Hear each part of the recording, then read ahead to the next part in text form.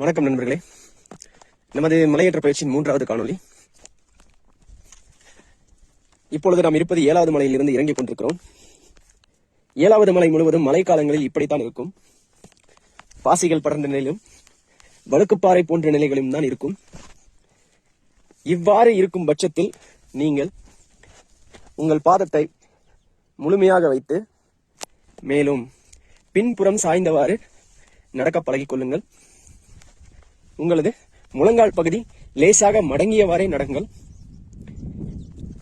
அவ்வாறு நடக்கையில் இது போன்ற பாசிகளில் நீங்கள் பாதம் வைக்கும் பொழுது அடிசறுக்கினால் கூட நீங்கள் உட்காரும் வண்ணத்திலேயே விழுவீர்கள். எனவே சுலபமாக தப்பித்துக் கொள்ள முடியும்.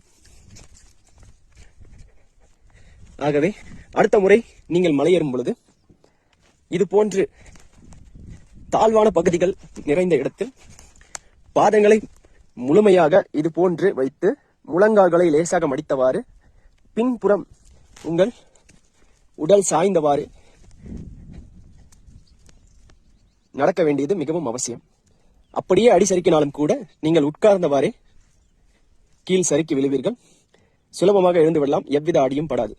நன்றி.